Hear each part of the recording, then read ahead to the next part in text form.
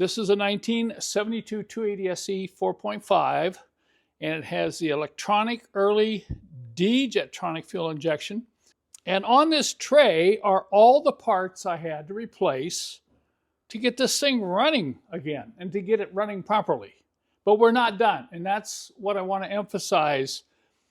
I know a lot of you will go out and get, new fuel pump, new filter. I offer brand new injectors, new seals, new plugs, all those things. And you'll put them on and you'll still have performance issues with the engine. So let's just say you've recently replaced all these parts on your old Mercedes with D-Jetronic, and you're still not real happy with how the engine's running. Maybe it's stumbling a little bit. It might be burning a little rich. This is so common with these engines. You'll smell the exhaust. It'll smell very raw. And you'll swear, man, this thing is still burning a lot of fuel and I've replaced all these parts. Well, maybe you failed to do this. And that is completing a fuel system pressure test on these engines with an accurate gauge. Now, this is what I want to emphasize, because we found that so many of these cheap testers on Amazon, the gauges are 2 to 5 pounds off. And Mercedes says this has to be 30 psi and within 1 pound accuracy. Now, why is it so critical on these engines? I think it's even more critical on the D-Jetronic than it is on the K-Jetronic, because the fuel pressure is a large component of what determines the mixture. So if your fuel pressure is too high, you're going to be running way too rich. And if it's too low, it's going to be running lean. So what I'm going to do is I'm going to take this gauge and I'm going to hook it up to this engine. We just completed all this work. New injectors, new plugs, new pump, new filter, all new hoses. And these hoses, I can't believe how often I see this with these old cars. Why is it that people will maintain the car but totally neglect this right here? So I'm going to get the gauge hooked up and then we'll start it up and check pressure. This is very important that you realize when we start the engine, and we do have to run the engine to check pressure, you do not want the gauge resting on the engine. Excessive vibration can damage these pressure gauges. Now, even though this is a liquid-filled gauge, it still can damage that sensitive mechanism that drives the needle in the back. Now, this is the bottle for depressurization. We're going to put the bottle down here. And what I'm going to do is go get a zip tie, and I'm going to zip tie that right here. So it's off the engine. The engine can be shaking and vibrating, but this will not. On the initial startup, I just need to run it idle and take an initial reading on the gauge.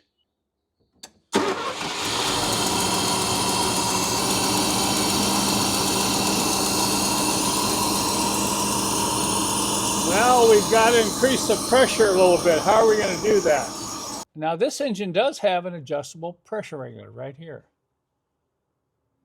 And the hope is that it's working. And that's a big hope, because think about it, this pressure regulator is 54 years old.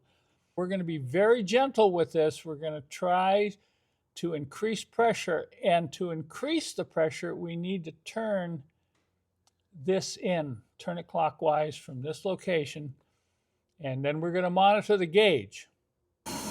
I'm going to go 1 pound low, because I'd rather have this running slightly lean than too rich. So I'm shooting for 29.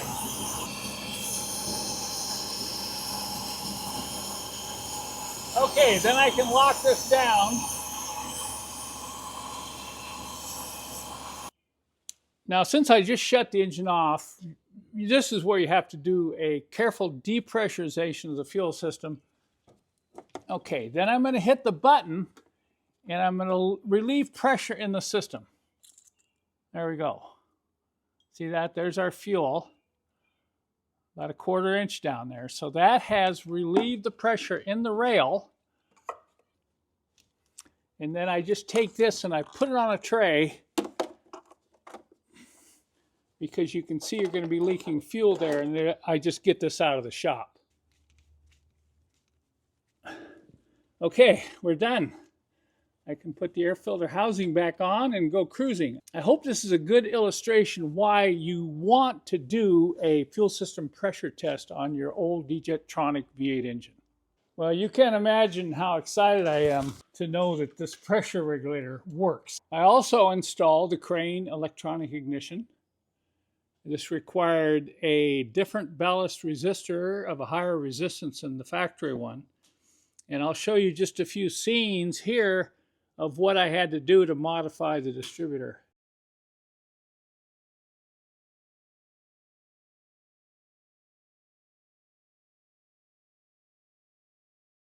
So with the new injectors installed, all new hoses installed, pressure set, I'm ready to install the air filter housing. You know, for these old Depressurization, there's one part that often gets lost in this rubber mount up here. Okay, we have a winner.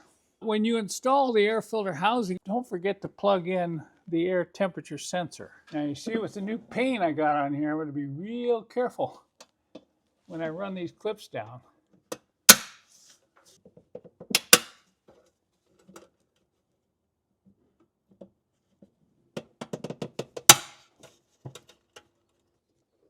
And of course, the wing nut. If you forget the wing nut, your engine's not going to run properly.